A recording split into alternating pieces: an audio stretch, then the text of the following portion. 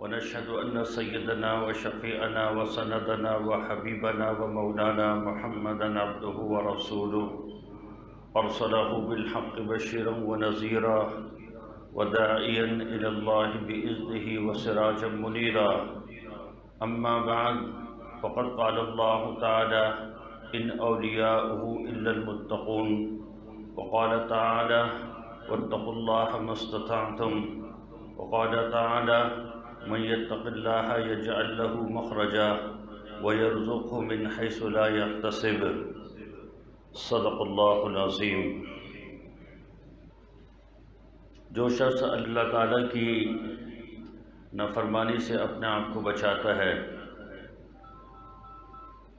گناہ کبیرہ اور گناہ صغیرہ سے اپنے آپ کو بچاتا ہے، شریعت کی اصطلاح میں اس کو متقی پرہیزگار بندہ کہا جاتا ہے. گناہ یہ اللہ کی نافرمانی ہے اور اللہ کی ناراضگی ہے. ہمارے مشائخ فرماتے ہیں جو شخص جتنا گناہ گار ہوگا وہ اللہ سے اتنا ہی دور ہوگا. اگر کوئی شخص اللہ کا قرب حاصل کرنا چاہتا ہے تو وہ اپنے گناہوں کو ختم کرے، اس کو اللہ کا قرب نصیب ہوگا. کثرت اعمال کی بنا پر اللہ کا قرب نصیب نہیں ہوتا ہے جب تک کہ اپنے آپ کو گناہ سے نہ بچائے. عام طور پر ہوتا یہ ہے کہ ہم اعمال تو خوب کرتے ہیں لیکن گناہ سے نہیں بچتے ہیں. نگاہوں کا گناہ ہے، زبان کا گناہ ہے، اور نہ جانے کون کون سے گناہ ہیں جو ہم کرتے ہیں. تو ان گناہوں کی وجہ سے اللہ کا تقرب اور قبولیت تامہ نصیب نہیں ہوتی ہے. تو گناہ سے بچنے والا متقی ہے، اور متقی اللہ کا دوست ہوتا ہے. اللہ فرماتے ہیں ان اولیاؤہ الا المتقون، کہ میرے جو دوست ہیں وہ متقی لوگ ہیں جو گناہ سے بچتے ہیں. اس لیے اللہ فرماتے ہیں وَذَرُوا ظَاهِرَ الْإِثْمِ وَبَاطِنَهُ، ظاہر کے گناہ بھی چھوڑ دو اور باطن کے گناہ بھی چھوڑ دو. جو گناہ مجموع میں ہوتے ہیں وہ بھی چھوڑ دو، اور جو تنہائیوں میں ہوتے ہیں وہ بھی چھوڑ دو.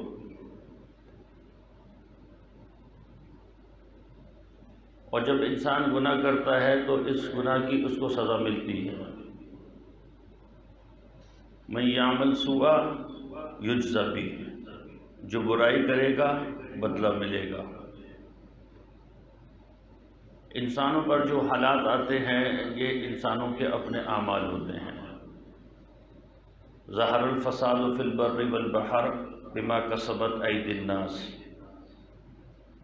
زمینوں میں سمندروں میں جو فساد برپا ہوتا ہے یہ انسانوں کے اعمال کی شامت ہے. بما کسبت ایدیکم، جو تمہارے ہاتھوں نے کیا. وما من مصیبت، کوئی بھی مصیبت ہو جو انسان کے اوپر آتی ہے، الا بما کسبت ایدیکم، یہ تمہارے ہاتھوں کے کرتوت کی وجہ سے آتی ہے. تو جو شخص متقی ہو، اپنے آپ کو گناہ سے بچائے، اللہ اس کے لیے پھر قبولیت کی مہر بھی لگاتے ہیں اور اس کو اپنا قرب بھی دیتے ہیں. ہر تنگی میں اس کے لیے راستہ نکالتے ہیں، اس کا رزق آسان کر دیتے ہیں، اس کے رزق کے اندر وسعت ہو جاتی ہے، رزق میں بھی برکت ہو جاتی ہے. آج ہم رزق کا رونا روتے ہیں کہ جی تنگی ہے، پورا نہیں ہوتا ہے. اس کی ایک وجہ یہ بھی ہے کہ ہمارے اعمال کے اندر گناہوں کی آمیزش بہت زیادہ ہو گئی ہے. تو بہرحال گناہ سے اپنے آپ کو بچانا یہ شریعت کا بنیادی مطلوب ہے کہ ہم اپنے آپ کو گناہ سے بچائیں. شیخ عبدالقادر جیلانی رحمۃ اللہ علیہ نے اپنی معرکۃ الآراء کتاب غنیۃ الطالبین میں تقوی کے بارے میں 10 شرائط بیان کی ہیں کہ جس کے اندر تقوی ہوگا اس کے لیے ضروری ہے کہ وہ ان 10 شرطوں کو پورا کرے. آج کی اس نشست میں ہم ان 10 شرطوں کو بھی پڑھیں گے، سنیں گے، اور یہ نیت کر لیں کہ انشاءاللہ اس پر عمل کریں گے۔ اللہ ہمیں متقی بندہ بنا لے۔ فرمایا کہ تقوی کی تکمیل اس وقت تک نہیں ہوگی جب تک کہ ان 10 باتوں کو اپنے اوپر فرض نہ کر لیں۔ پہلی بات، زبان سے غیبت کو روک دینا، غیبت نہ کرنا۔ ذکر کا اخاکا بما تکرہ بما یکرہ، اپنے مسلمان بھائی کی پیٹھ پیچھے ایسی بات کرنا جس کو وہ پسند نہیں کرتا، یہ غیبت کی ڈیفینیشن ہے۔ بہت سے لوگ کہتے ہیں میں تو جی منہ پر بولنے کو تیار ہوں، تو منہ پر بولنا بھی منع ہے، اس کو لمز کہا جاتا ہے۔ وَيْلٌ لِكُلِّ ہُمَزَةٍ لُمَزَةٍ، منہ در منہ کسی کے عیب کو بیان کرنا شریعت اس کو بھی منع کرتی ہے، اور پیٹھ پیچھے جو بیان کیا جائے اس کو غیبت کہتے ہیں۔ تو اپنی زبان سے غیبت کو روک دینا۔ ہمارا موضوع سخنی غیبت ہے ہماری محفلوں کا۔ 3 بندے بیٹھے ہوں گے، ان میں سے ایک چلا جائے تو اب یہی جانے والا موضوع بن جاتا ہے، اسی کی باتیں ہوتی ہیں۔ تو متقی بندہ وہ غیبت نہیں کرتا ہے، اپنے آپ کو غیبت سے روکیں، اور جس کی غیبت ہو گئی ہے اس سے معافی مانگ لیں، میسج کر دیں کہ بھائی میں نے دانست اور نادانست میں آپ کی جو غیبت کی ہے مجھے معاف فرما دیں۔ أَيُحِبُّ أَحَدُكُمْ أَن يَأْكُلَ لَحْمَ أَخِيهِ فَكَرِهْتُمُوهُ، قرآن نے اس غیبت کو مردار بھائی کے گوشت کے کھانے سے تعبیر کیا ہے۔ فرمایا کیا تم پسند کرو گے کہ اپنے مردار بھائی کا گوشت کھا لو؟ وہ تو تم پسند نہیں کرتے۔ تو سخت وعید ہے۔ اور ایک جگہ فرمایا الغیبت اشد من الزنا، غیبت زنا سے بڑھ کر گناہ ہے۔ اب زنا کو تو ہر کوئی بہت برا سمجھتا ہے، معاشرے میں ایسے بندے کی کوئی عزت اور وقت نہیں ہوتی ہے جو اس گناہ میں مبتلا ہو جائے، الامان الحفیظ۔ لیکن شریعت کہتی ہے کہ یہ غیبت یہ زنا سے بھی بڑھ کر ہے۔ تو انشاءاللہ کوشش کریں کہ غیبت نہیں کریں گے انشاءاللہ تعالی۔ نمبر 2، بدگمانی سے پرہیز کرنا۔ ایاکم والظن فإن الظن اکذب الحدیث، قرآن کہتا ہے کہ اپنے آپ کو بدگمانی سے بچاؤ کہ یہ بدگمانی سب سے جھوٹی بات ہوتی ہے۔ بدگمانی کی بنیاد پر رشتے خراب ہوتے ہیں، میاں بیوی کے تعلقات خراب ہو جاتے ہیں، بہن بھائیوں کے دوستوں کے تعلقات خراب ہو جاتے ہیں محض بدگمانی پر۔ اللہ کے نبی نے ہمیں تعلیم دی ہے ظن المؤمنین خیرا، مومن کے بارے میں نیک گمان کرو، ہمیں نیک گمان کرنا چاہیے، بدگمانی نہیں کرنا چاہیے۔ اب مثال کے طور پر کوئی شخص کسی عورت کے ساتھ جا رہا ہے موٹر سائیکل پر، اب آپ نے دیکھا اس کا چکر ہے، یہ ڈیٹ مار رہا ہے۔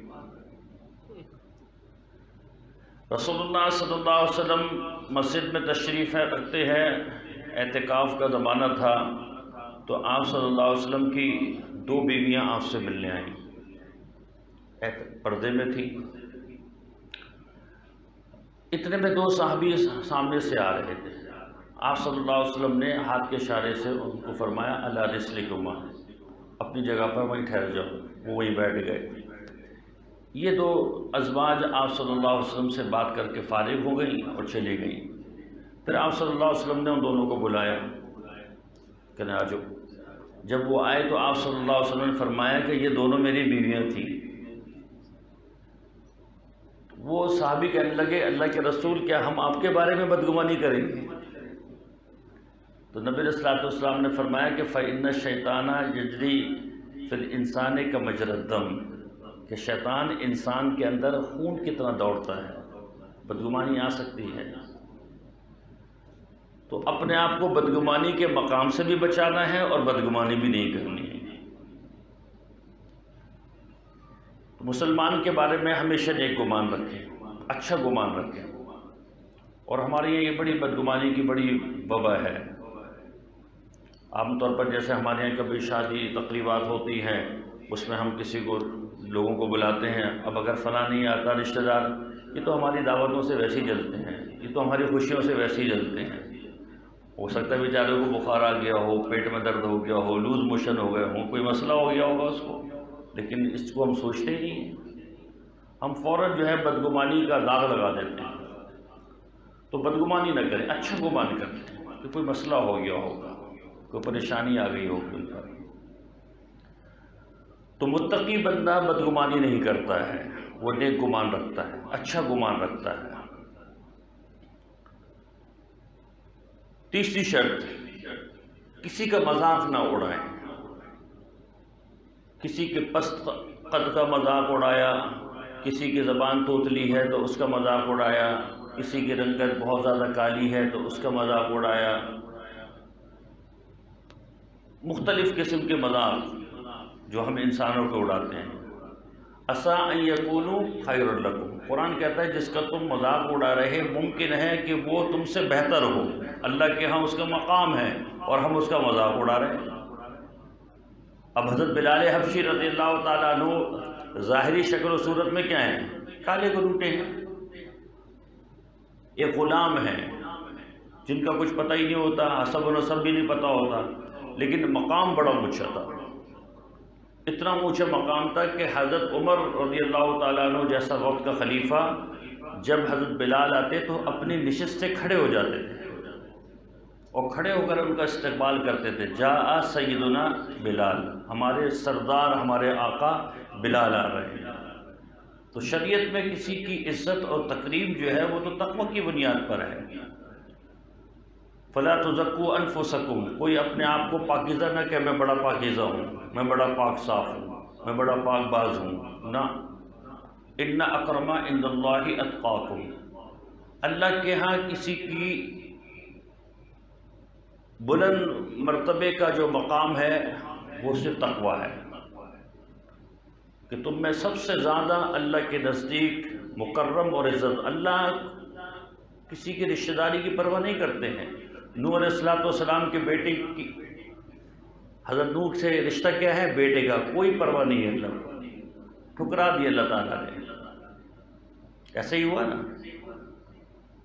حضرت ابراہیم علیہ السلام کے والد ہیں، امام الانبیاء کا باپ ہے، اللہ کو کوئی پرواہ نہیں، دین پر نہیں ہے، ایمان پر نہیں ہے، اللہ کے یہاں کوئی عزت نہیں۔ انہو لیس من اہلک، جب حضرت نوح علیہ السلام نے کہا نا کہ یا اللہ میرا بیٹا اگر کھو گیا اور آپ نے وعدہ کیا تھا کہ میں آپ کے گھر والوں کو بچاؤں گا، تو اللہ نے فرمایا انہو لیس من اہلک، وہ تمہارا گھر والا تھا ہی نہیں، تمہارے خاندان کا تھا ہی نہیں، تمہارے خاندان کا تو وہ ہے جو ایمان والا ہو۔ اس لیے حدیث میں آتا ہے نا، نبی علیہ السلام سے کسی نے پوچھا من اہلکا، اللہ کے نبی آپ کے گھر والے کون ہیں؟ آپ نے فرمایا کل تقی و نقی فہو اہلی، ہر متقی گناہ سے پاک باز میرے خاندان کا ہے۔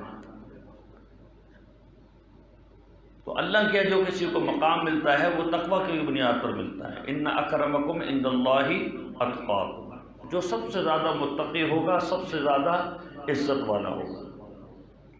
میں اکثر حضرت ظاہر رضی اللہ تعالیٰ عنہ کا واقعہ سناتا ہوں۔ یہ نبی علیہ السلام کے صحابی تھے، دیہاتی تھے، دیہات سے آپ صلی اللہ علیہ وسلم کے پاس مدینہ شہر میں آتے تھے تو دیہات سے وہاں کی سوغات لے کر آتے تھے، جیسے دیہاتیوں کی سوغات ہوتی ہے، شہد لے کر آ رہے ہیں، گڑ لے کر آ رہے ہیں، اس طرح کی جو چیزیں ہوتی ہیں۔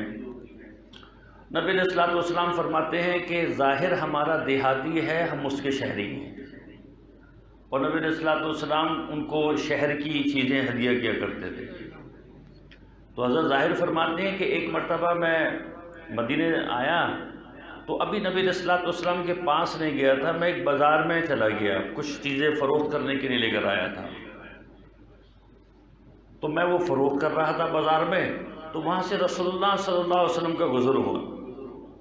آپ صلی اللہ علیہ وسلم نے پیچھے سے آ کر میری بغلوں میں سے ہاتھ نکال کر مجھے پکڑ لیا، دل لگی کیا آپ صلی اللہ علیہ وسلم، مذاق کیا، اور آپ نے فرمایا کہ من یشتری ھذا الغلام، اس غلام کو کون خریدے گا؟ تو حضرت ظاہر کہنے لگے کہ میں سمجھا نہیں کہ کون ہے، تو میں نے اپنے آپ کو چھڑانے کی کوشش کی، تو آپ صلی اللہ علیہ وسلم نے گرفت اور مضبوط کر دی۔ پھر میں نے کنکھیوں سے دیکھا تو میں نے آپ صلی اللہ علیہ وسلم کو دیکھ لیا۔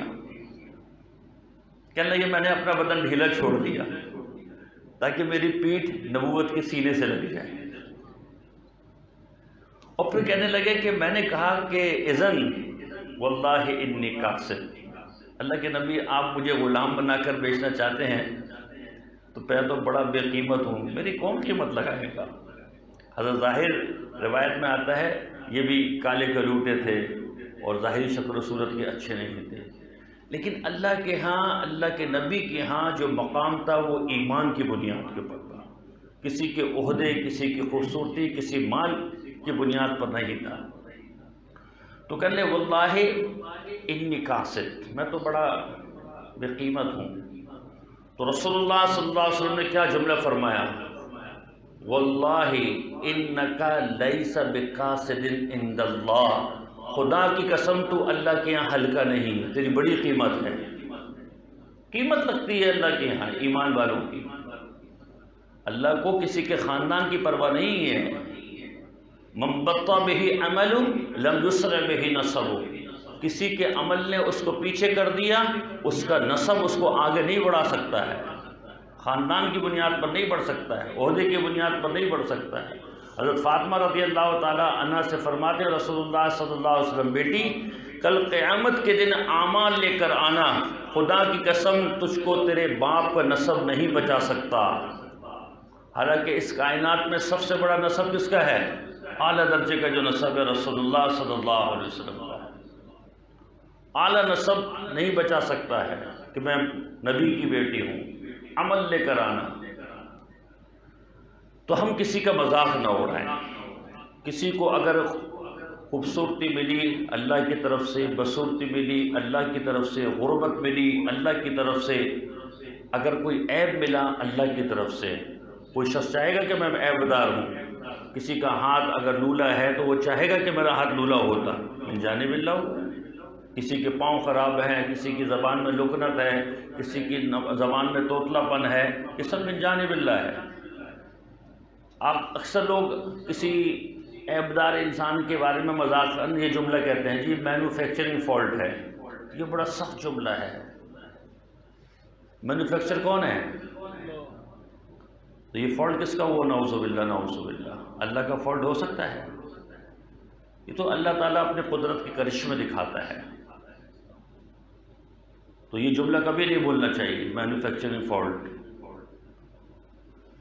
تو عسیٰ ان یکونوا خیرا لکم، تم جن کا مذاق اڑا رہے ہو سکتا ہے کہ وہ اللہ کے ہاں تم سے بہتر ہو۔ تو متقی بندہ کسی کا مذاق نہیں اڑاتا ہے۔ نمبر 4، نامحرم کی طرف نگاہ نہ کرنا، یعنی بدنگاہی نہ کرنا۔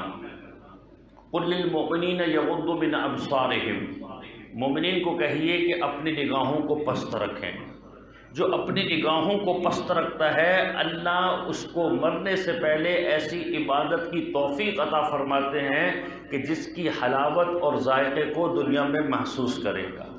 اور جو اپنے نگاہوں کی حفاظت نہیں کرتا اللہ اس کے دل سے عبادت کی لذت کو نکال دیتے ہیں۔ پھیکے سجدے، نماز پھیکی، اس میں مزہ نہیں آ رہا، دل نہیں لگ رہا ہوتا۔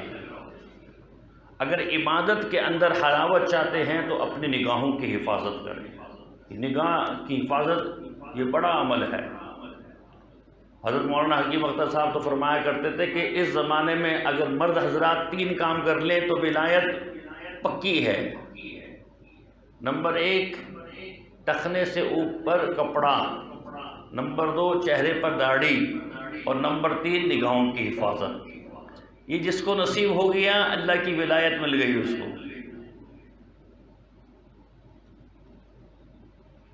تو اپنی نگاہوں کی بڑی، اور فی زمانہ نگاہ کی حفاظت کرنا بڑا مشکل ہے۔ چلتی پھرتی جو غیر محرم ہے وہ تو الگ ہیں، اور ہر جگہ تصویر ہے۔ جتنے بھی پروڈکٹ ہیں اس میں تصاویر موجود ہیں، رسائل دیکھ لیں اس میں، پھر آپ کے پاس جو فیس بک اور واٹس ایپ کی جو مصیبت ہے اس میں تصویر ہیں، اور کوئی بات ہی نہیں۔ میں اکثر کہا کرتا ہوں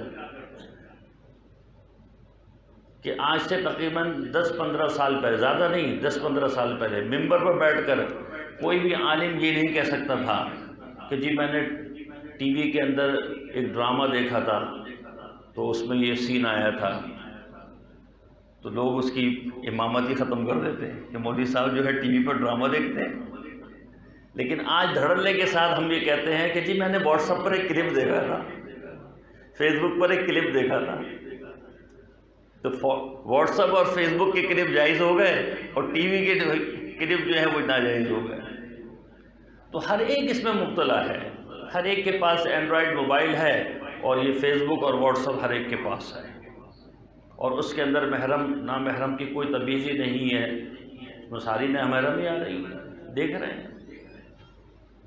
اور فرمایا کہ جو شخص بدنگاہی کرتا ہے اللہ اس کی زبان سے حکمت کے الفاظ کو چھین لیتا ہے، اس کی زبان میں حکمت کے الفاظ نہیں آتے، اور اس کی زبان اور اس کی بات کی تاثیر کو بھی نکال دیتے، ختم کر دیتے ہیں۔ حضرت خواجہ عبد المالک صدیقی رحمۃ اللہ علیہ ہمارے سلسلہ نقشبندیہ کے بڑے سرخیلوں میں سے ہیں، بڑے درجے کے لوگ تھے۔ سردی ہو گرمی ہو ہمیشہ اپنے ساتھ چھتری رکھتے تھے، چاہے بارش کا موسم ہو یا بارش کا موسم نہ ہو، چھتری ہوتی تھی۔ تو ایک دفعہ ایک شاگرد نے پوچھا حضرت بارش ہو یا نہ ہو، سردی ہو گرمی ہو، ہر وقت چھتری ہوتی ہے، تو اس کی وجہ کیا ہے؟ تو حضرت فرمانے لگے اس چھتری سے نگاہوں کی حفاظت بڑی آسان ہو جاتی ہے، اگر کوئی محرم نامحرم آتی ہے فوراً میں چھتری نیچے کر لیتا ہوں تو آنکھیں میری بچ جاتی ہیں اس کو دیکھا، تو نگاہوں کی حفاظت کا بڑا اہتمام کرتے تھے، بڑا اہتمام کرتے تھے۔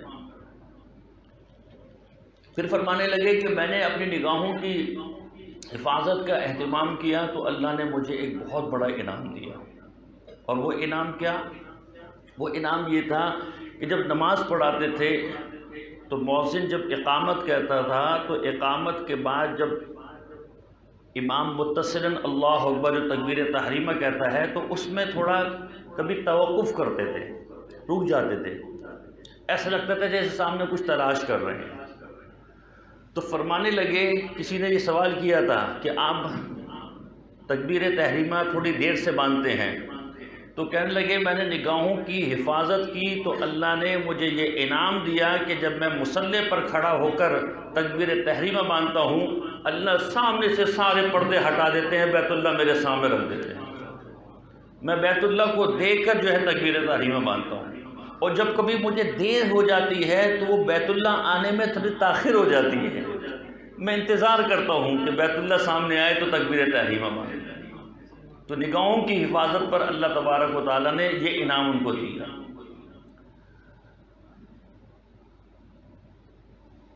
تو نامحرم کی طرف نگاہ نہ کرنا، متقی بندہ جان بوجھ کر نگاہ نہیں ڈالتا ہے۔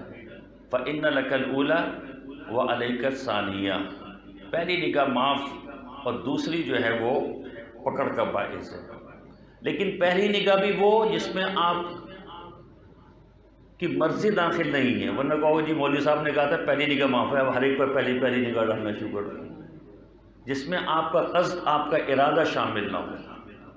اور پھر پہلی نگاہ وہ جس میں دوام نہ ہو، مطلب پہلی ڈال کر ہی چھوڑ دیا، ہٹائی نہیں رہا، بھی پہلی تو چل رہی ہے دوسری پر پکڑ ہوگی۔ اچانک کی نگاہ اور جس میں دوام نہ ہو۔ بعض لوگ تو ایسے ہوتے ہیں جیسے شکاری کتے ہوتے ہیں نا، وہ آخر تک چھوڑ کر آتے ہیں، گھر تک چھوڑ کر آتے ہیں،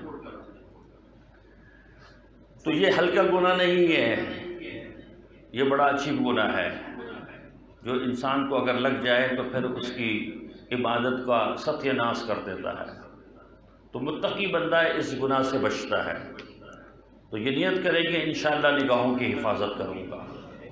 اور آپ کو میں گر بتاؤں، حضرت ڈاکٹر عبدالرحیم صاحب رحمہ اللہ فرمایا کرتے تھے، وہ کہتے تھے کہ اللہ سے ایک معاملہ کرو، اور وہ معاملہ یہ ہے کہ اللہ سے یہ کہا کرو کہ اے اللہ نفس اور شیطان سے بچنے کی مجھ میں طاقت نہیں ہے، جہاں بھی نفس اور شیطان کا دھوکہ ہے تو آپ مجھے بچائیے گا، میں نے آپ کو اپنا وکیل بنایا ہے۔ اللہ سے تو کہیں، ہم اللہ سے کہتے ہی نہیں۔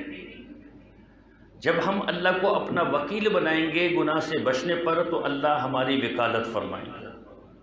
ہم نے اس کو سمجھا ہی نہیں، نہ ہم نے اس کا ارادہ کیا ہے کہ ہم اپنے آپ کو گناہ سے بچائیں۔ تو اللہ سے، اللہ کی بارگاہ میں اس درخواست کو پیش کریں کہ یا اللہ یہ جو نگاہ کا، بدنگاہی کا جو گناہ ہے، میں دیکھتا ہوں کہ میرے اندر یہ طاقت نہیں کہ میں اس سے بچ جاؤں، اے اللہ آپ ہی اس سے مجھے بچائیے گا۔ پانچویں شرط، سچ بولنا ہے، جھوٹ نہیں بولنا ہے۔ لعنت اللہ علی الکاذبین، جھوٹوں پر اللہ کی لعنت ہے۔ لعنت کا مطلب اللہ کی رحمت سے دور ہوگی۔ اس کو ہم نے بہت آسان سمجھا ہے۔ جھوٹ کا نام ہم نے دیا ہے جی میں تو مذاق کر رہا تھا، میں تو بہانے کر رہا تھا، ایسی میں تو بہانہ کر رہا تھا۔ نا رسول اللہ صلی اللہ علیہ وسلم نے فرمایا کہ مذاق میں بھی جھوٹ کو چھوڑ دو، مذاق میں بھی جھوٹ نہ کرو۔ یہی وجہ ہے کہ احادیث میں جو رسول اللہ صلی اللہ علیہ وسلم کے مذاق ملتے ہیں تو ان مذاق میں کہیں جھوٹ نہیں ہے۔ جیسے ایک بوڑھی عورت آئی کہنے لگی کہ اللہ کے نبی بس دعا کر دے میں جنت میں جاؤں، تو نبی صلی اللہ علیہ وسلم نے فرمایا کہ بوڑھی عورت تو جنت میں نہیں جائے گی۔ اب جب اس نے یہ سنا تو وہ تو رونے لگی، اور اتنے میں نماز کا وقت ہو گیا، آپ نماز کے لیے چلے گئے۔ اب وہ ادھر رو رہی ہے۔ حضرت عائشہ رضی اللہ تعالیٰ عنہ نے پوچھا کیوں رو رہی ہے؟ تو بتانے لگی کہ اللہ کے نبی نے فرمایا۔ جب نبی صلی اللہ علیہ وسلم نماز پڑھ کر آئے تو حضرت عائشہ رضی اللہ تعالیٰ عنہ نے عرض کی کہ اللہ کے نبی آپ نے اس کو یہ بات کہی ہے، تو بیچاری رو رہی ہے۔ تو نبی صلی اللہ علیہ وسلم مسکرائے اور فرمایا تو میں تو ابھی بھی یہی کہوں گا کہ بوڑھی عورت جنت میں نہیں جائے گی۔ پھر فرمایا کہ جنت میں سب جوان ہو کر جائیں گے، بوڑھے ہو کر تھوڑی جائیں گے۔ تو اس طرح کی دل لگی، اس طرح کا مذاق آپ صلی اللہ علیہ وسلم نے کیا، لیکن اس مذاق میں بھی سچ تھا، جھوٹ نہیں تھا۔ اپنے بچوں کو سچ کی تعلیم دیں، اور یہ بات یاد رکھیں اپنے بچوں کو کبھی سچ بات کہنے پر مارے نہ، ورنہ ان کے ذہن میں یہ بات بیٹھ جائے گی کہ سچ کہنے پر پٹائی لگتی ہے اور جھوٹ کہنے پر بچ جاتا ہے۔ اس کو کہیں سچ کو۔ اللہ کے نبی کیا فرماتے ہیں؟ اللہ کے نبی فرماتے ہیں الصدق ینجی والکذب یہلک، سچ نجات دیتا ہے اور جھوٹ ہلاک کر دیتا ہے۔ بظاہر ہمارا سچ نہ بولنا اور جھوٹ بولنا کام چل گیا، لیکن آخرت کے اعتبار سے ہلاکت ہو گئی۔ ایک صحابیہ مٹھی بند کی ہوئی تھیں اور اپنے بچے کو بلا رہی تھیں کہ آؤ بیٹا ادھر آؤ میں تمہیں یہ دوں گی۔ آپ صلی اللہ علیہ وسلم وہاں سے گزر رہے تھے۔ آپ صلی اللہ علیہ وسلم نے فرمایا کہ تمہارے ہاتھ میں کیا ہے؟ کہنے جی انہوں نے ہاتھ کھول کر دکھایا، جی کھجور ہے۔ آپ صلی اللہ علیہ وسلم نے فرمایا کہ اگر تیرے ہاتھ میں کھجور کا دانہ نہ ہوتا تو تیرے نامہ اعمال میں ایک جھوٹ لکھ دیا جاتا۔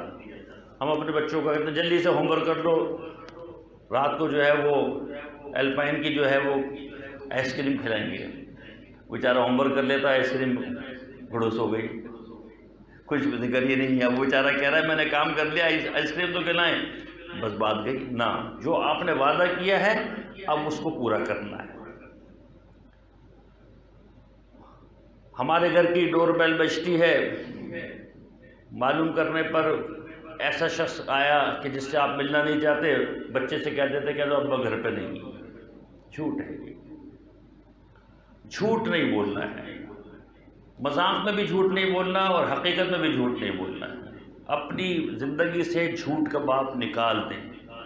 فرمایا کہ بندہ جھوٹ بولتا ہے بولتا ہے بولتا ہے، اللہ کے ہاں کذاب کی فہرست میں شامل کر دیا جاتا ہے، اور بندہ سچ بولتا ہے سچ بولتا ہے، اللہ کے ہاں صدیقین کی فہرست میں آ جاتا ہے۔ تو ہم صدیقین کی فہرست میں آنا چاہتے ہیں نا، تو اپنی زندگی سے جھوٹ کو نکال دیں۔ دکاندار بھی بڑے جھوٹ بولتے ہیں، کہتے ہیں اس میں تو ہمیں نقصان ہو رہا ہے، اور پھر کہتے ہیں جی نفع میں نقصان، بعد میں کہتے ہیں ہم نے نیت کری تھی نفع میں نقصان ہو رہا ہے، اتنے کا تو پڑا ہی نہیں ہے ہمیں، اس سے زیادہ تو فلاں قیمت لگا کر گیا تھا۔ اس طرح کے جھوٹ بولتے ہیں۔ تو جھوٹ سے اپنے آپ کو بچانا ہے۔ نبی علیہ الصلوۃ والسلام نے فرمایا کہ جھوٹ بول کر اور جھوٹی قسم کھا کے مال تو چل جائے گا، لیکن نفع کی جو برکت ہے اللہ اس کو اڑا دے گا۔ وَمُمْحِقُ الْبَرَكَةِ، یہ جھوٹ یہ برکت کو اڑا دیتا ہے۔ چھٹی بات، چھٹی شرط، اللہ تعالیٰ کے احسان اور ان کے انعامات کو پہچاننا اور اس پر شکر ادا کرنا۔ شکر گزار بندہ بنے، نا شکر نہ بنے۔ جو موجود ہے بس اس پر شکر ہو، جو آپ کے پاس نہیں ہے اس پر ناشکری نہ ہو۔ ان تعدوا نعمت اللہ لا تحصوها، اللہ کی نعمتوں کو شمار کرو گے شمار نہیں کر سکتے ہو۔ ہم اپنے 5 فٹ اور 6 فٹ کے جسم میں اگر اپنی نعمتوں کو دیکھیں، انتہا درجے کی نعمتیں ہیں۔ یہ سانس کا آنا، یہ سانس کا جانا۔ ابھی میرے پاس ایک صاحب کا فون آیا، انہوں نے مجھے بتایا تھا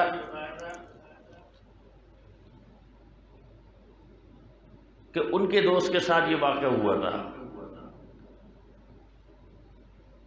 کہ یہ آنکھ کا جو جھپکنا ہے کسی ایکسیڈنٹ کی وجہ سے وہ آنکھ جھپکنا بند ہو گیا، بس آنکھ کھلی کی کھلی رہ گئی، اب جھپکتی نہیں۔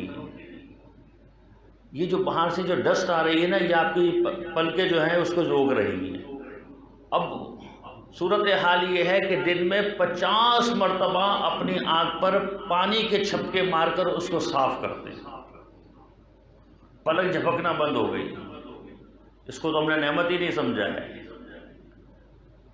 یہ پانی ہم پیتے ہیں اور یہ اندر نگل لیتے ہیں، یہ بھی نعمت ہے۔ ہمارے ایک دوست ہیں امریکہ میں، ان کے سالے کے ساتھ بیچاروں کے ساتھ یہ واقعہ ہوا کہ یہ اندر گھوٹنے کی جو طاقت ہے یہ ختم ہو گئی۔ کوئی ٹھوس چیز اگر کوئی لقمہ چباتے رہیں گے لیکن اندر نہیں لے جا سکتے، ختم۔ لکوڈ ایک چمچہ لیتے ہیں اور وہ گھنٹوں منہ میں گھومتا رہتا ہے، پھر وہ اندر جاتا ہے۔ ایک کپ دودھ کئی گھنٹوں میں جا کر ختم کرتے ہیں، اور آپ یوں کپ اٹھاتے ہیں یوں گھٹا گھٹ پی جاتے ہیں۔ یہ اللہ کی نعمت ہے۔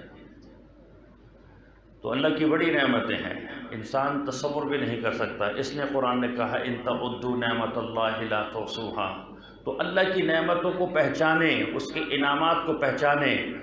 اور سب سے بڑی جو نعمت ہے اللہ نے جو ہمیں دی ہے زندگی کے بعد، وہ ایمان کی نعمت ہے۔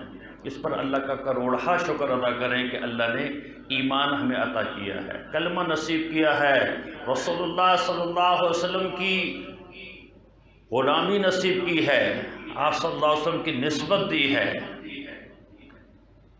کفر کے گھر میں پیدا نہیں کیا ہے، کسی سکھ کے گھر میں، کسی عیسائی یہودی کے گھر میں نہیں، کلمہ پڑھنے والی ماں کے گھر پیدا ہوئی ہے، کلمہ پڑھنے والے باپ کے گھر پیدا ہوئی ہے۔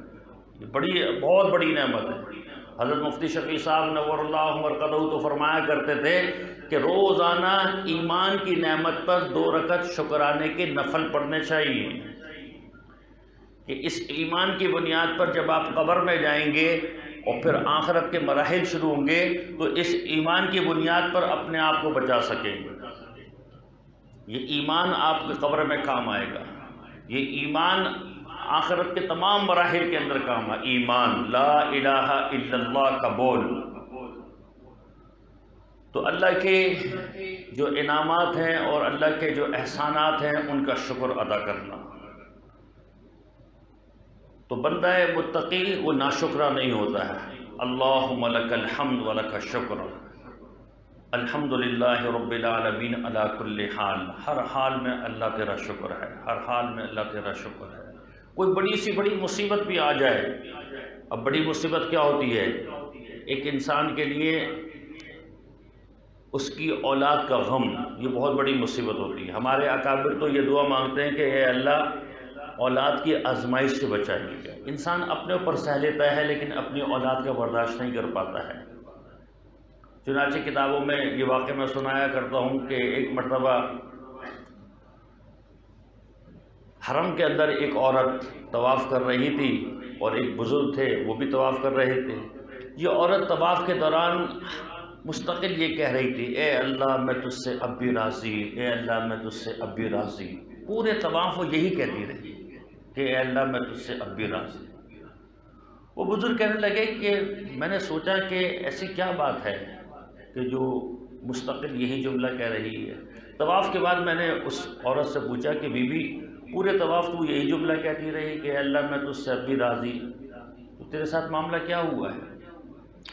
تو اس نے اپنی بڑی درد بھری داستان سنائی، اور وہ یہ تھی، کہنے لگی میں تندور پر روٹی لگا رہی تھی، میرے ساتھ چھوٹا بچہ 2 سال کا بچہ وہ میرے ساتھ بیٹھا ہوا تھا، اور میں تندور پر روٹی لگا رہی تھی، 3 بیٹے اور 2 بیٹے اندر کمرے میں کھیل رہے تھے۔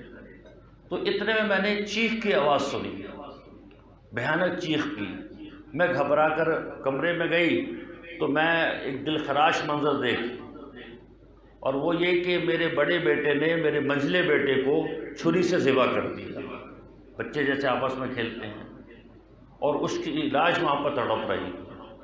مجھے دیکھ کر میرا وہ بڑا بیٹا صحن کی طرف بھاگا اور لکڑیوں کا جو گھٹا تھا اس کے پیچھے جا کر چھپ گیا۔ اب جب میں اس بیٹے کو دیکھ رہی اور وہ بالکل ٹھنڈا، میں اس کے پیچھے بھاگی۔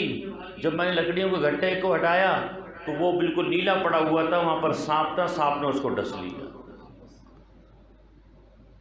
ایک دم مجھے خیال آیا کہ میں چھوٹے بیٹے کو تندور پہ چھوڑ کر آئی تھی۔ جب میں تندور کی طرف بھاگی تو میرا چھوٹا بیٹا تندور میں گر کر کوئلہ ہو چکا۔ 3 بچوں کی لاش میں نے چارپائی پر رکھی، اور میں اپنے رب سے کہتے ہیں اے اللہ میں تجھ سے اب بھی راضی۔ تو بزرگ کہتے ہیں کہ اتنا بڑا جھگڑا میں نے کسی کا نہیں دیکھا۔ یہ ہے رضا بالقضاء، اللہ کے فیصلوں پر راضی ہو جانا۔ بڑے سے بڑا حادثہ بھی ہو جائیں تو کہ ہے رضا ما شاء اللہ ولا قوت الا باللہ، جو اللہ چاہتا ہے، اللہ کی طاقت کے بغیر کچھ نہیں ہوتا ہے۔ بڑے سے بڑا واقعہ ہو جائے، باپ کے ساتھ ہو جائے، ماں کے ساتھ ہو جائے، اولاد کے ساتھ ہو جائے، جزا فضا نہیں ہونے چاہیے۔ اللہ سے کوئی شکوہ نہیں ہو، ہم اللہ سے شکوہ کرنے کے مجاز نہیں ہیں۔ اللہ کے سامنے صرف جھکنا ہے، اللہ کے سامنے بولنا نہیں ہے۔ وہ مالک ہے، وہ رب ہے، وہ ہم سے محبت کرنے والا ہے، اس کی طرف سے یہ جو فیصلے آتے ہیں تو یقیناً اس میں بھی کوئی حکمت ہوتی ہے۔ تو اللہ کے احسانات کو سمجھنا اور اس پر شکر ادا کرنا۔ اللہ نے آپ کو جو حال دیا ہے بس اس پر شکر ادا کریں۔ اے اللہ میں تجھ سے راضی، اور تیری ایک ایک نعمت کا شکر میں ادا نہیں کر سکتا، اے اللہ مجھے شکر کرنے والی زبان اور شکر کرنے والا دل عطا فرما دے۔ ساتویں بات، اللہ کی راہ میں خرچ کرنا جتنی استطاعت ہو۔ وَأَنفِقُوا مِمَّا رَزَقْنَاكُمْ، ہم سخی ہوں، سخاوت ہمارے پاس ہو، ہم بخیل نہ ہوں۔ روایت میں آتا ہے کہ مومن بخیل نہیں ہو سکتا ہے، یہ تو منافق کی نشانی ہوتی ہے بخل۔ خوب خرچ کریں اللہ کے راستے میں۔ یہ رمضان کا مہینہ تو ہے خرچ کرنے کا مہینہ۔ صحابہ فرماتے ہیں کہ اللہ کے نبی سخی تھے، اور رمضان جب آتا تو آپ کی سخاوت ریح مرسلہ کی طرح ہو جاتی، چلنے والی ہواؤں کی طرح ہو جاتی، اتنی سخاوت کرتے تھے۔ اور علماء فرماتے ہیں کہ سخاوت کی جو انتہا ہے وہ کیا ہے کہ اپنی ضرورت کو سامنے والے کی خواہش پر قربان کر دینا۔ ضرورت آپ کی ہے اور سامنے والے کو کیا ہے، خواہش ہے، اس پر قربان کر دینا، یہ سخاوت کی انتہا ہے۔ سامنے والے کو اگر ضرورت ہے پھر آپ نے خرچ کر دیا تو سمجھ میں آتا ہے نا، اس کو تو صرف خواہش ہے۔ اب تنویر بھائی مجھ سے کہیں کہ مولانا آپ کا یہ پین مجھے بڑا اچھا لگ رہا ہے، میرا دل چاہ رہا ہے یہ میری جیب میں ہو، اور مجھے اس کی ضرورت ہے، مجھے کام اسی سے کرنا ہے، تو میں اپنی ضرورت کو قربان کر کے ان کی خواہش پوری کر دوں۔ ویسے کریں گے نہیں انشاءاللہ۔ رسول اللہ صلی اللہ علیہ وسلم کے پاس ایک مرتبہ ایک عورت آئی اور اس نے اپنے ہاتھ سے چادر بنائی۔ اس نے دیکھا کہ سردی کا زمانہ ہے اور آپ صلی اللہ علیہ وسلم کے پاس کوئی چادر نہیں ہے اور آپ کو سردی لگ رہی ہے، تو اس عورت نے اپنے ہاتھ سے چادر بنائی اور پھر نبی علیہ الصلوۃ والسلام کے پاس لے کر آئی اور کہنے لگی کہ اللہ کے نبی میں نے چادر بنائی ہے، اس کو آپ میرے سامنے اوڑھ لیں۔ نبی علیہ الصلوۃ والسلام نے اس چادر کو اوڑھ لیا، وہ عورت چلی گئی۔ اتنے میں ایک صحابی کھڑے ہوئے کہ اللہ کے نبی آپ کی چادر بڑی خوبصورت لگ رہی ہے۔ آپ صلی اللہ علیہ وسلم مسکرائے۔ پھر اس صحابی نے کہا کہ میرا دل چاہ رہا ہے کہ یہ چادر آپ مجھے دے دیں بس۔ اب دیکھیں نبی علیہ الصلوۃ والسلام کی ضرورت اور اس کی خواہش، آپ صلی اللہ علیہ وسلم نے فوراً اپنی چادر اٹھا کر اس صحابی کو دے دی۔ اب دیگر صحابہ کو بڑا غصہ آیا۔ جب محفل ختم ہو گئی تو وہ سارے صحابی اس کی طرف متوجہ ہوئے اور اس کو برا بھلا کہنے لگے کہ تمہیں معلوم ہے کہ اللہ کے نبی کسی کے مانگنے پر انکار نہیں کرتے، تو تم نے کیوں مانگی؟ ان کو تو ضرورت تھی، تمہیں نہیں مانگنی چاہیے۔ لیکن صحابہ بھی بڑے عجیب لوگ تھے، لالچی لوگ نہیں تھے، دنیا کی کوئی لالچ نہیں تھی۔ صحابہ کرام کو اگر فکر تھی تو آخرت کی فکر تھی۔ نبی علیہ الصلوۃ والسلام بس اوقات جوش میں آ کر کہتے تھے بول کیا مانگتا ہے۔ ربیعہ اسلمی سے ایک مرتبہ کہا تھا نا، جب وضو کا پانی تہجد میں انہوں نے پیش کیا تھا تو نبی علیہ الصلوۃ والسلام نے فرمایا کہ بول ربیعہ کیا مانگتا ہے؟ تو ربیعہ کہتے تھے جی مدینے میں 400 گز کا پلاٹ کارنر کا عطا کر دیں۔ تو ربیعہ اسلامی کیا کہتے ہیں؟ مرافقتک فی الجنہ، جنت میں آپ کا ساتھ چاہیے، بس جنت بھی ہو اور آپ بھی ہوں، آپ کو قریب ہوں۔ یہ تھی ان کی آخرت کی طمع، آخرت کی لالچ، آخرت کی حرص۔ ہمیں تو دنیا کی حرص لگی ہوئی ہے۔ تو وہ صحابی ان کی بات بھی سنیں۔ وہ صحابی جب صحابہ نے ان کو ذرا سست کہا، برا بھلا کہا، تو وہ کہنے لگے خدا کی قسم میں نے اس چادر کو کسی لالچ کے طور پر نہیں مانگا، میں نے تو اس لیے مانگا کہ میرا جب انتقال ہو تو میں وصیت کر کے جاؤں کہ اس چادر میں مجھے کفنانا۔ یہ چادر رسول اللہ صلی اللہ علیہ وسلم کے جسم کو لگی ہے، اس کے انوارات اور اس کے برکات مجھے بھی نصیب ہو جائیں۔ تو بات میں کر رہا تھا کہ اللہ کے راستے میں خرچ کرنا ہر ایک کی استطاعت ہوتی ہے۔ ایک کروڑ پتی بندہ ہے تو وہ لاکھوں میں خرچ کرتا ہے، جو لکھ پتی ہے وہ ہزاروں میں خرچ کرتا ہے، جو ہزار پتی ہے تو وہ سینکڑوں میں خرچ کرتا ہے۔ اور اللہ کے ہاں حسن عمل، اللہ کے ہاں کوانٹٹی اور کوالٹی، کوانٹٹی مطلوب نہیں ہے، کوالٹی مطلوب ہے۔ اگر آپ نے اخلاص کے ساتھ صدقہ کیا، حدیث میں آتا ہے رسول اللہ صلی اللہ علیہ وسلم نے فرمایا کہ جب بندہ اخلاص کے ساتھ صدقہ کرتا ہے تو حدیث میں آتا ہے کہ وہ اللہ کے دائیں ہاتھ میں چلا جاتا ہے، اور کل قیامت کے دن اللہ تبارک و تعالیٰ احد پہاڑ کے برابر اس کو صدقہ کرنے کا ثواب عطا کریں گے۔ وہ کہے گا کہ یا اللہ میرے پاس تو اتنا پیسہ ہی نہیں تھا کہ میں احد پہاڑ کے برابر صدقہ کرتا۔ اللہ فرمائیں گے کہ بے شک تیرا صدقہ تو چھوٹا تھا، لیکن ہم رب ہیں، اور رب کے معنی پالنے والے کے، ہم نے تیرے صدقے کو قبول کر کے اس کو پالا اور پال پال کے احد پہاڑ کے برابر کر دیا۔ تو خوب اللہ کے راستے میں صدقہ کریں، دل کھول صدقہ کریں، غریبوں کو خوب دیا کریں، اپنے رشتہ داروں میں جو کمزور ہیں مالی اعتبار سے ان کی مدد کریں، سفید پوشوں کی مدد کریں، غریبوں کی مدد کریں، بیواؤں یتیموں کا سہارا بنیں، اور اس پر شکر ادا کریں کہ اللہ نے آپ کو اوپر والا ہاتھ دیا ہے، نیچے والا ہاتھ نہیں دیا ہے۔ الید العلیٰ خیر من ید السفلیٰ۔ اگر کوئی آپ کے پاس مانگنے آئے تو اس کو دھتکارے نہ۔ فَأَمَّا الْيَتِيمَ فَلَا تَقْهَرْ وَأَمَّا السَّائِلَ فَلَا تَنْهَرْ۔ سائل کو جھڑ کے نہ، جو سائل آ جائے تو اس کو دے دیں۔ ہاں اگر آپ کے پاس اس وقت کچھ نہیں ہے تو اس کو کہہ دیں کہ بابا معاف کرو، لیکن جھڑ کے نہ اس کو۔ یہ شریعت کی تعلیم ہے۔ تو اللہ کے راستے میں خوب خرچ کریں۔ متقی بندہ مال سے محبت نہیں کرتا ہے۔ جو آپ نے کھا لیا، جو آپ نے پہن لیا، یہی آپ کا ہے، باقی تو ورثہ کے عیش کے اوپر چھوڑ دیں، ورثہ کے عیش کے لیے چھوڑ دیں۔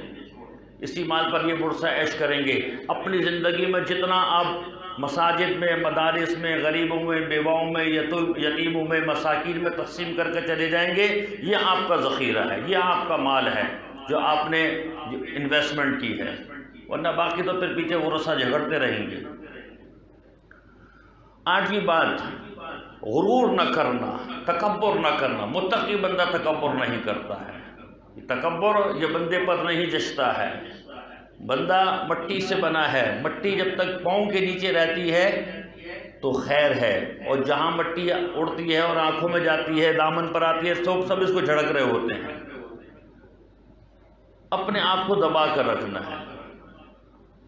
قرآن اور حدیث کا یوں سمجھ لیں کہ اتنی ساری روایات اور نصوص موجود ہیں غرور کی وعید کے اوپر اور غرور کی شناعت کے اوپر۔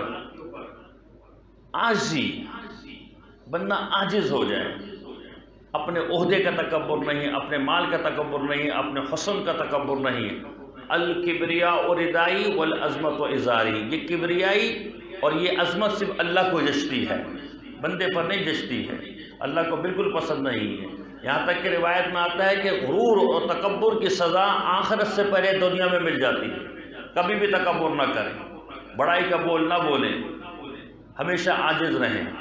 یہ دانہ گلے گلزار ہوتا ہے خاک میں مل کر، دانہ خاک میں ملتا ہے نا، جبھی تو پھر کوپل پھٹتی ہے اور پھر یہ درخت بنتا ہے۔ تو انسان جتنا اپنے آپ کو مٹی میں دبائے گا، جتنا آپ کو لوگ دبائیں گے، آپ کو اس دبانے پر خوش بھی ہوں گے کہ ہم نے اس سے بڑے فائدے اٹھا لیے، کوئی بات نہیں، کوئی آپ کو دھوکہ بھی دے گا، کوئی بات نہیں۔ حضرت عبداللہ ابن عمر رضی اللہ تعالیٰ نے فرماتے تھے کوئی اللہ کے نام پر ہم کو دھوکہ دے گا، ہم اس کے دھوکے میں آ جائیں گے۔ آپ کو پتہ ہے کہ یہ آپ کو بیوقوف بنا رہا ہے، آپ کی عاجزی پر آپ سے فائدہ اٹھا رہا ہے، کوئی بات نہیں، اللہ آپ کو بہت کچھ عطا فرمائیں گے، لیکن غرور کبھی نہ کریں۔ اپنے جو ماتحت ہیں، اپنے خادم ہیں، ان کے ساتھ غرور نہ ہو، تکبر نہ ہو، تکبر کا بول نہ ہو۔ نبی بات 5 وقت کی نمازوں کا اہتمام، 5 وقت کی نمازوں کا نماز کے بغیر تو مسئلہ ہی نہیں۔ الفرق بین الاسلام والکفر الصلاۃ، صرف فرق جو ہے وہ نماز کا ہے، کفر اور اسلام کے درمیان۔ متقی بندہ بغیر نماز کے ہو ہی نہیں سکتا ہے، تو نمازوں کا بڑا اہتمام رکھیں۔ اللہ تعالیٰ سے دعا کیا کریں، اے اللہ مرتے دم تک نماز نصیب فرمانا، اے اللہ نماز سے محروم نہ فرمانا۔ تو نمازوں کا اہتمام ہو، جماعت کے ساتھ اہتمام ہو، عذر ہو تو ایک الگ مسئلہ ہے، لیکن جماعت کے ساتھ اس کا اہتمام کریں۔ اور 10ویں چیز ہے، 10ویں بات ہے سنت اور جماعت پر قائم رہنا۔ سنت کیا؟ رسول اللہ صلی اللہ علیہ وسلم کے اعمال، اور جماعت کیا؟ وقت کے علماء کے ساتھ جڑ کر رہنا۔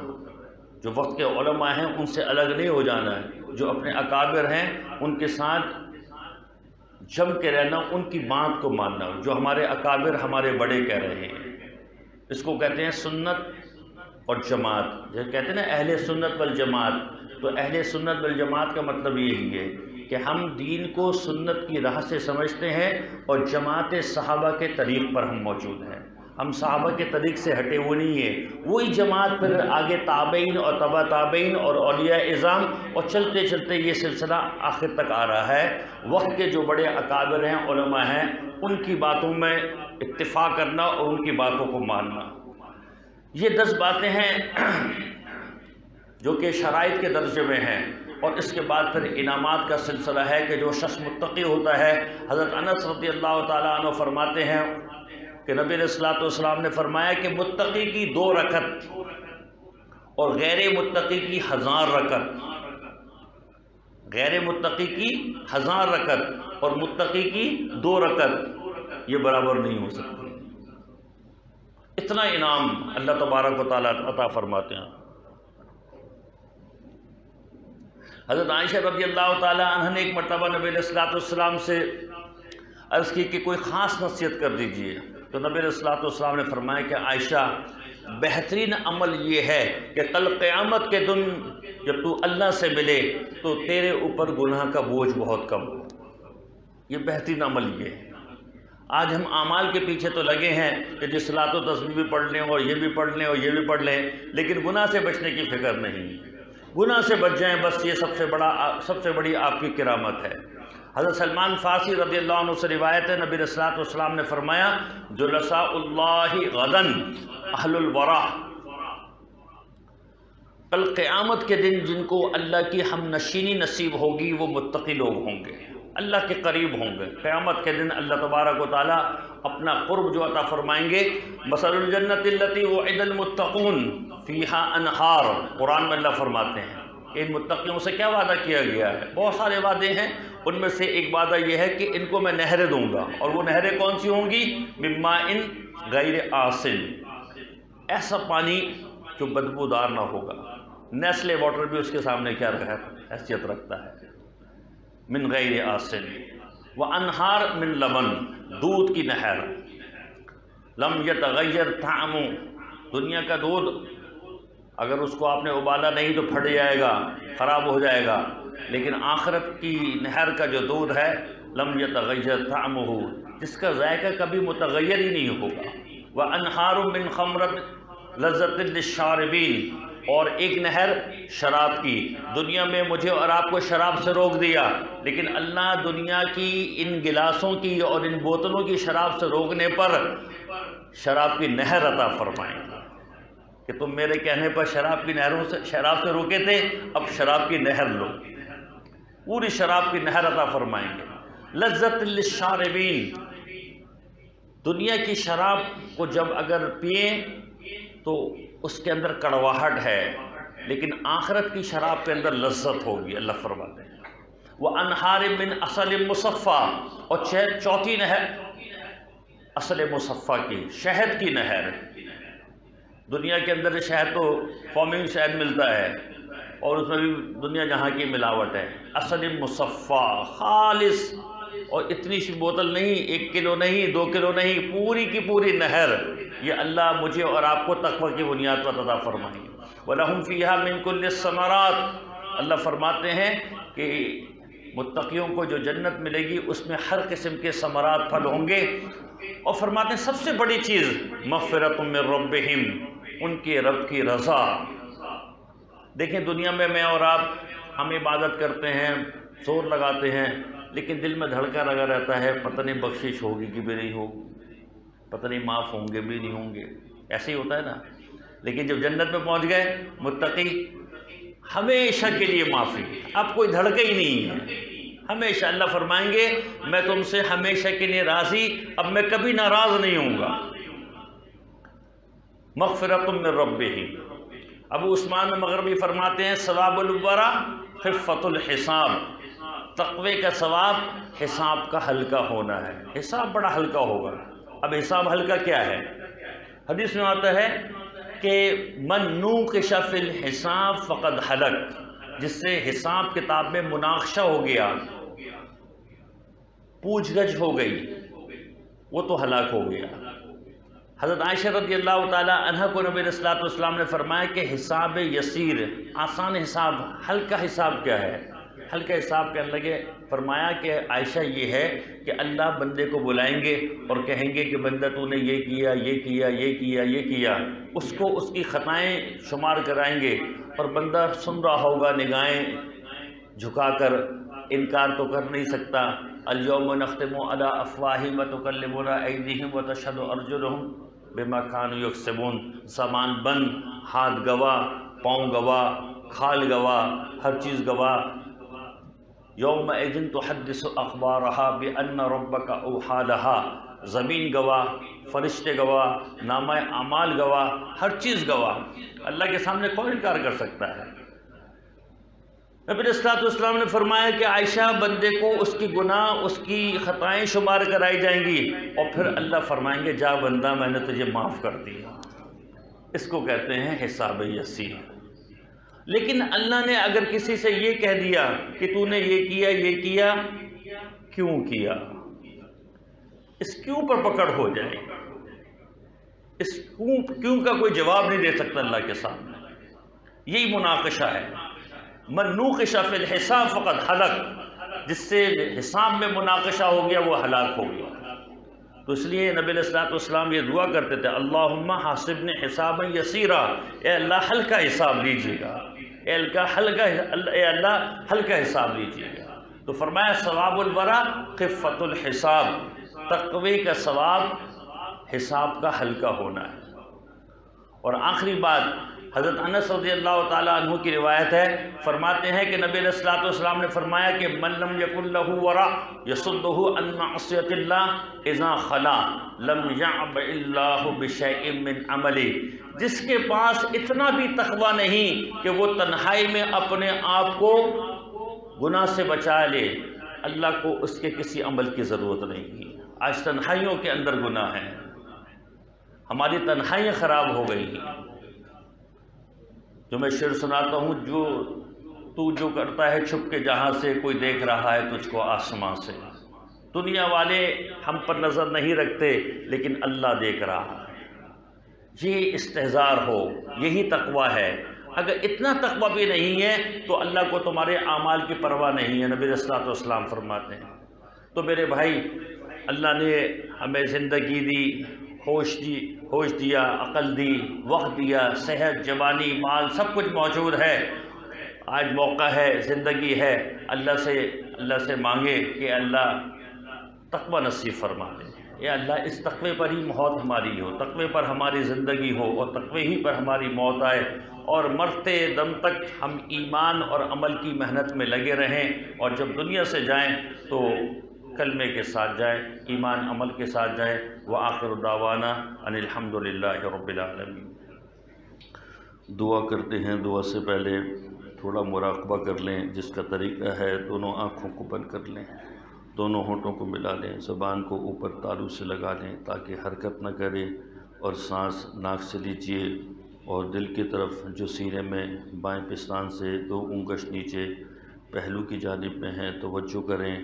اللہ رب العزت کی رحمت آ رہی، دل میں سما رہی، دل سے گناہوں کے زنگ و ظلمات دور ہو رہے، اور میرا دل کہہ رہا اللہ اللہ اللہ۔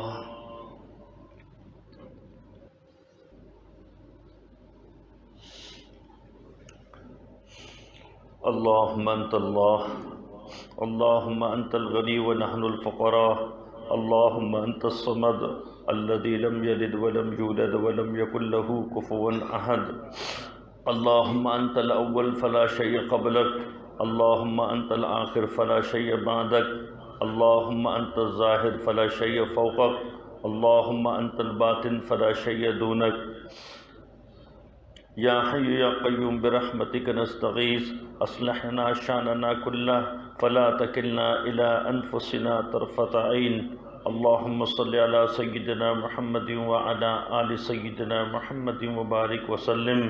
یا اللہ ہمارے گناہوں کو معاف فرما، یا اللہ ہمیں تقویٰ طہارت نصیب فرما، یا اللہ ہمیں گناہوں کی نجاست سے نکال کر یا اللہ تقویٰ پر لگا دے، یا اللہ اعمال پر لگا دے، یا اللہ اعمال کی محنت کرنے کی توفیق عطا فرما، یا اللہ بڑی امیدوں کے ساتھ تیرے پاس آئے ہیں، یا اللہ قبول فرما لے، یا اللہ قبول فرما لے، یا اللہ دھتکار نہ دینا، یا اللہ راندہ درگاہ نہ کر دینا، یا اللہ آپ مستقری ذات ہے، یا اللہ آپ کو ہماری پرواہ نہیں لیکن ہمیں آپ کی ضرورت ہے، یا اللہ اپنی دستگیری کی چادر ڈال کے، اپنی رحمت کی چادر ڈال کے یا اللہ اپنا قرب عطا فرما دیجئے، یا اللہ بڑی گناہوں کی گندگیوں سے نکل کر آئے ہیں، یا اللہ ہم نے اپنی راتیں بھی سیاہ کی، اپنے دن بھی سیاہ کیے، اور اپنے دلوں کو بھی سیاہ کر لیا، یا اللہ لیکن تیرے در پر یا اللہ معافی کے خواستگار بن کے، یا اللہ اعترافی ملزم اور مجرم بن کے تیرے پاس آئے ہیں، یا اللہ ہمیں معاف فرما دے، ہمارے تمام گناہوں کو معاف فرما دے، یا اللہ جن گناہوں کی نحوست کی وجہ سے یا اللہ آج یہ دن دیکھنے پڑ رہے، یا اللہ پوری امت کو معاف فرما دے، پوری انسانیت کو معاف فرما دے، یا اللہ ہم سے ناراض نہ ہو،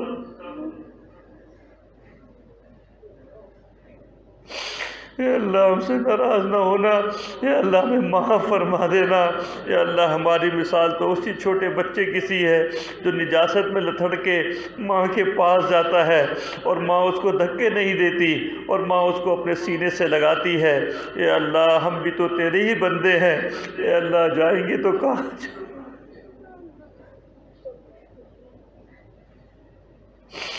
اے اللہ اپنی طرف آنے والے ان بندوں کو دھتکار نہ دینا، اے اللہ ان کو راندہ درگاہ نہ کر دینا، اے اللہ اگر آپ نے دھتکار دیا تو شیطان ان کو اچھک لے گا، اے اللہ نفس کے ہاتھوں کھیل جائیں گے، اے اللہ جوانیاں برباد ہو جائیں گی، اے اللہ بڑھاپے خوار اور ذلیل ہو جائیں گے، اے اللہ سفید ریشوں کی، اے اللہ سفیدی کا واسطہ، اے اللہ جوانوں کی جوانی کا واسطہ، اے اللہ چھوٹے بچے، اے اللہ ان کے معصوم ہاتھوں کا واسطہ، اے اللہ یہاں پر خواتین بھی جمع ہیں، اے اللہ دنیا والے، یا اللہ جب خواتین کسی کے گھر پہ جا کے یا اللہ مقدمات کے ختم کرنے کے لیے اپنے دامن کو پھیلا دیتی ہیں، یا اللہ لوگ ان کا پاس رکھتے ہیں، یا اللہ یہ عورتیں بھی تیرے پاس آئی ہیں، یا اللہ ان کو معاف فرما دے، ہم سب کو معاف فرما دے، یا اللہ جو ہاتھ اٹھائے ہوا ہے اس کو قبول کر لے، یا اللہ اس کو تقوی پر لے کر آ جا، یا اللہ دنیا والے تجھ سے دنیا مانگتے، اے اللہ ہم تجھ سے تجھ کو مانگتے، اے اللہ ہم تجھ سے اے اللہ تیرے نبی کو مانگتے ہیں، اے اللہ تیری محبت مانگتے ہیں، تیرے نبی کا عشق مانگتے ہیں، اے اللہ اپنی محبت کی چاشنی عطا فرما دے، اے اللہ اپنے عشق کی آگ ہمارے سینوں میں بھڑکا دے، اے اللہ ایسا عشق نصیب فرما دے، اے اللہ کہ دنیا کی طرف توجہ نہ ہو، اے اللہ پھر اپنی محبت اور اپنی دیوانگی میں لگا دے، اے اللہ اپنا دیوانہ بنا لے، اے اللہ اپنا بنا لے، اے اللہ تو ہمارا ہو جا، اے اللہ ہمارے گناہوں کو معاف فرما دیں، رات کے گناہ کو بھی معاف فرما دیں اور دن کے گناہ کو بھی معاف فرما دیں، مجمع کے گناہ کو بھی معاف فرما دیں اور تنہائیوں کے گناہ کو بھی معاف فرما دیں، جو گناہ کر کے بھول گئے معاف فرما دیں اور جو گناہ یاد ہے وہ بھی معاف فرما دیں، اے اللہ اخلاص نصیب فرما دیجئے، اے اللہ آپ کے ہاں اخلاص کی بڑی قیمت ہے، اے اللہ ہماری اس آہب و کہو پر اخلاص کی مہر لگا دیجئے،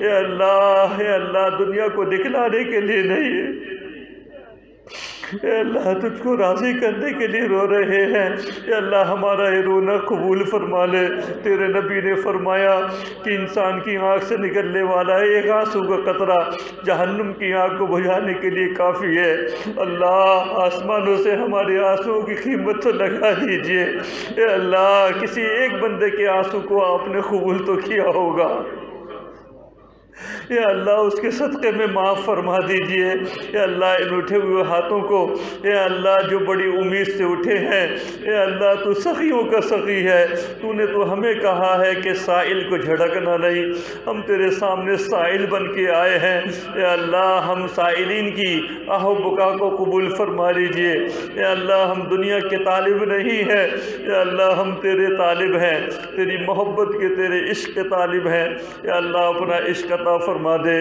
اپنا قرب نصیب فرما دے، اے اللہ رمضان المبارک کی ان مقدس راتوں میں اے اللہ ہمیں قرب لطیف فرما دے، اے اللہ مغفرت کے فیصلے فرما دے، اے اللہ جتنے بھی حاضرین یہاں پر جمع ہیں اور وہ تمام لوگ جو آن لائن بھی سن رہے، اے اللہ سب کے اٹھے ہوئے ہاتھوں کو اے اللہ قبول فرما دے، سب کی مغفرت کے فیصلے فرما دے، اے اللہ اس کائنات میں اے اللہ یہ جو وبا پھیل گئی، اے اللہ انسانیت کی قبر ٹوٹ گئی، اے اللہ لوگ عاجز آ گئے، اے اللہ عقلیں حیران ہو گئی، اے اللہ امت محمدیہ کو ہلاکت سے بچا لیجئے، انسانیت کو ہلاکت سے بچا لیجئے، پوری انسانیت کو اے اللہ محفوظ فرما دیجئے، امت محمدیہ کو محفوظ فرما دیجئے، اے اللہ اس وبا کا خاتمہ فرما دیجئے، اے اللہ رحمت کی فضاؤں کو عام فرما دیجئے، صحت کی ہواؤں کو چلا دیجئے، اے اللہ ہر طرف سے مایوسی کی باتیں ہیں، اے اللہ ہر طرف سے خوف اور دہشت کی باتیں ہیں، اللہ رحمت اتار دیجئے، اللہ رحمت اتار دیجئے، اے اللہ دل کی اطمینان کی باتیں فرما دیجئے، اے اللہ دل کو سکون اطمینان نصیب فرما دیجئے، اے اللہ تو اور ہمیں اپنے سجدوں میں بھی ڈر لگ رہا، اے اللہ اپنی نمازوں میں بھی ڈر لگ رہا، اے اللہ کیسا حال ہم پر آ گیا، یا اللہ عقلیں حیران ہے، یا اللہ عقلیں دنگ ہے، اے اللہ نمازی سے ڈر رہا، اے اللہ دی کلمہ پڑھنے والا کلمہ پڑھنے والے سے ڈر رہا، اے اللہ ایسا خوف اور وحشت کا ماحول اے اللہ کبھی سنا تھا کبھی نہ دیکھا تھا، اے اللہ ختم فرما دیجئے، اللہ ختم فرما دیجئے، اللہ ہم اپنے بندوں کو اے اللہ ان کی گناہ پر گرفت نہ فرمائیے، اے اللہ تو نے اپنے محبوب سے وعدہ کیا تھا کہ تیری امت کو اس کے گناہ پر ہلاک نہ کروں،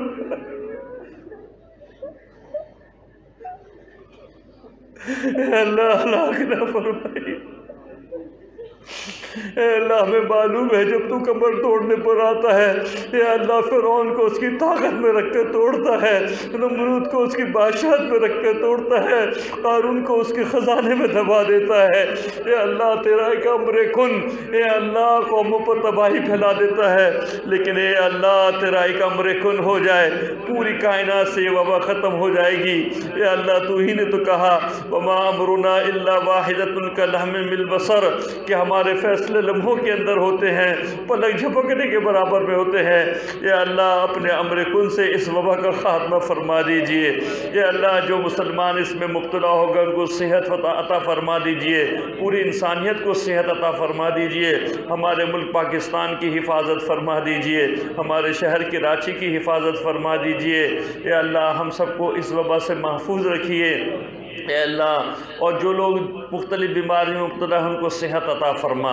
عافیت عطا فرما، یا اللہ ہمارے وہ تمام دوست احباب جو دنیا سے چلے گئے اے اللہ ان کی مغفرت فرما، اے اللہ جن کی مغفرت ہو گئی ان کو قرب کے عالی مراتب نصیب فرما، ہمارے مولوی فیضان کے چچا کا آج انتقال ہوا ان کے لیے دعا کریں اللہ تبارک و تعالیٰ ان کی مغفرت فرمائے، قبر آخرت کی جو پہلی منزل ہے ان کے لیے آسان فرمائے، ان کو جنت میں اعلیٰ علین میں اونچا مقام نصیب فرمائے، ان کے پسماندگان کو صبر جمیل عطا فرمائے، ہمارے دوست جناب طارق میر صاحب کے لیے دعا کریں اللہ تبارک و تعالیٰ ان کی مغفرت فرمائے، ان کو قرب کے عالی مراتب نصیب فرمائے، ہمارے دوست جناب عبدالکریم کامدار صاحب کے لیے اور ان کی پوری فیملی کے لیے دعا کریں اللہ تبارک و تعالیٰ ان کو صحت عافیت نصیب فرمائیں اور دنیا آخرت کی بھلائیاں عطا فرمائیں، ایک محترمہ راحلہ صاحبہ ہیں ان کے لیے دعا کریں اللہ تبارک و تعالیٰ انہیں صحت عطا فرمائے، اور جنہوں نے دعاؤں کی درخواست کی اور جو درخواست کرنا چاہتے تھے نہ کر سکے اے اللہ سب کی دعاؤں کو قبول فرما، سب کو ہماری دعاؤں میں حصہ نصیب فرما، اے اللہ جو مانگا عطا فرما، جو نہیں مانگ سکے وہ بھی عطا فرما، اے اللہ ہماری تمام ضروریات کو اپنے غیبی خزانوں سے پورا فرما، مخلوق کے سامنے ہاتھ پھیلانے کی ذلت سے محفوظ فرما، جتنی ضروریات ہیں اب سے لے کر موت تک اور موت سے لے کر ابد الآباد تک تمام ضروریات کو اپنے خزانے غیب سے پورا فرما، اے اللہ ہماری مسجد کی اور مدرسے کی جو ضروریات ہیں اور قرض کی جو شکلیں ہیں اے اللہ ان کی ادائیگی کی سبیل فرما، اے اللہ جو دوست احباب اس میں حصہ لے رہے اے اللہ ان کے مال کو قبول فرما، برکتیں پیدا فرما، ان کی نسلوں میں دین کو نافذ فرما۔ اللہم انا نسألک من خیر ما سألک منہ نبیک محمد صلی اللہ علیہ وسلم ونعوذ بک من شر ما استعاذ منہ نبیک محمد صلی اللہ علیہ وسلم انت المستعان وعلیک البلاغ ولا حول ولا قوة الا باللہ وصلی اللہ تعالی علی خیر خلقہ محمد وعلی آلہ واصحابہ اجمعین برحمتک یا رحمن۔